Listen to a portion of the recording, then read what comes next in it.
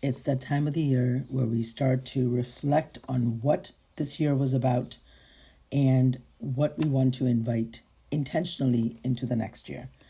Time for end of year reflections and time to pick our word of the year for 2025. All right, so these are the questions that I use to reflect on. I got this off Instagram many years ago. So just to go through it very quickly, 10 highlights. So the important thing is, all right, so this is a very special exercise, right? Get yourself a journal, something special that you can just dedicate to this process. I use the same journal at the end of every year. That way it builds continuity, right?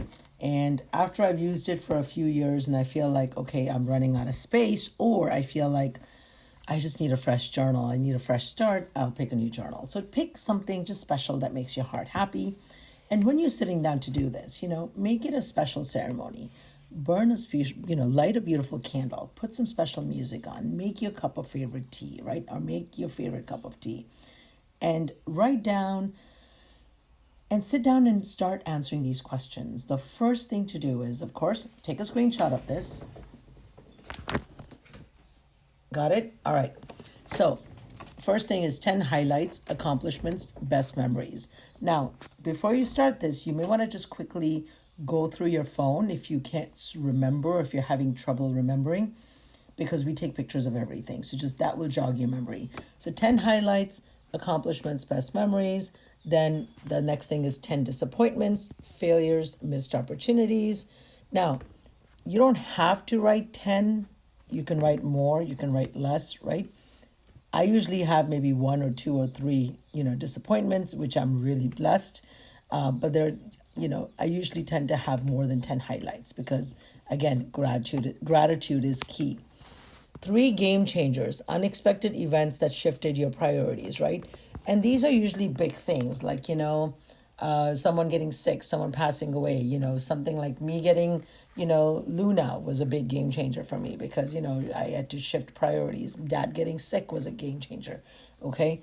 So something like that, like getting married, getting divorced, something, whatever, big stuff. Okay.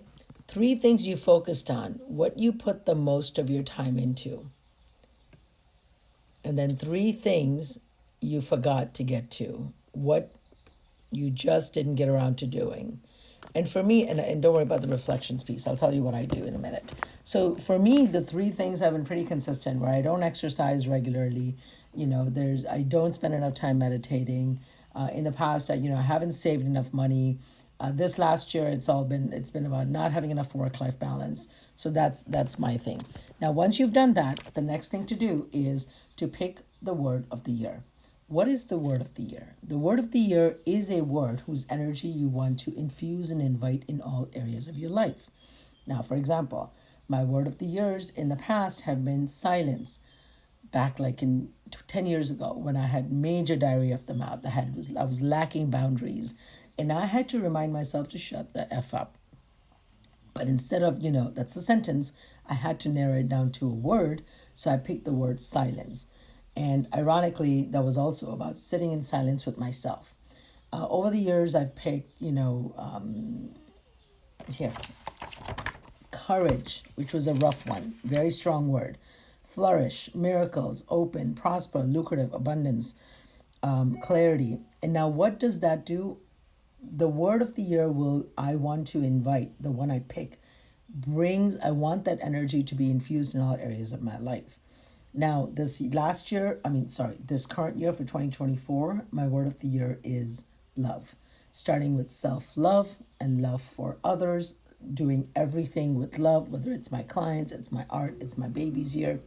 Now, really interesting, my word of the year for 2021 was influencer. And I genuinely forgot that I had picked that word of the year. Because if you know me in my personal life, you know that 2020 was a good year, but it was also a rough year because I was finishing up. I had a breakup literally the beginning of January 1st, 2021. And when that happened, I was, it was rough. But I picked influencer, and March 2021, my videos went viral, and here we are. So very powerful.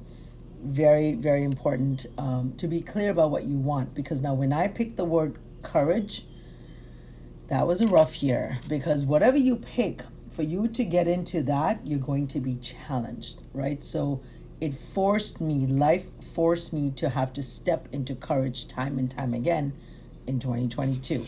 God, it was a rough year. All right. So the next thing I do, the next thing I do after that is I look up the definition of the word of the year. So I want to make sure it's accurate as to what I want to invite. You may want to look at synonyms to see if there's any other word that reflects more accurately what you want to invite into your life. And then I write down, and again, this is all exercise, right? How do I want this word to show up in all areas of my life? In my personal life, whether it's my friendships, my relationships, my love life, my romantic life, whether it's my work life, my clients, my money, my schedule, all of that.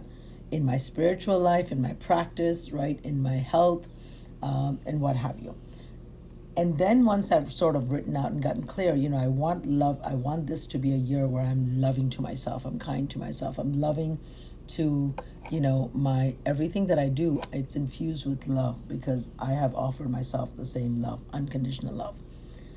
Then you write a letter to yourself. And this is really powerful. 2 things to do. So the first thing is, when you pick a word of the year, I wrote down another process called what is my soul's dream and what am I creating? And this is something I didn't do until this time.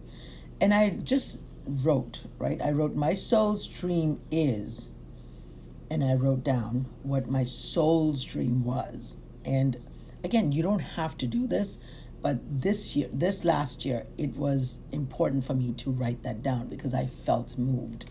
And so I'm going to share this. This is very personal, but my soul's dream is to make a subtle yet a powerful impact on the lives of millions of people around the globe, to help people remember who they are as sovereign beings, to teach them to love, forgive, honor, and celebrate themselves, and to live and to learn, teach them to learn to live in a state of joy, gratitude, and humility. I didn't even realize I wrote this. This was one of those things that, Now, you can skip this piece, and I wrote down a few other things. This was a long sort of thing I wrote down, but that initial piece is really the purpose of my life. All right, so then the final exercise, which is a really big one, is, what people consider a manifestation tool. I write a letter to myself from the future.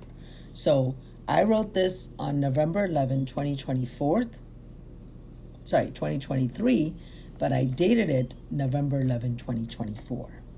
And I wrote down, Dearest Anita, what an incredible year 2024 has been so far. Who would have imagined that so many amazingly positive and beautiful things miraculously and effortlessly have happened this year? I am still amazed at how quickly. And then I went ahead and wrote down all the things that were on my manifestation journal, my manifestation list, all my things I want to invite into my life. I wrote all of them as if I was celebrating them, looking a year from now.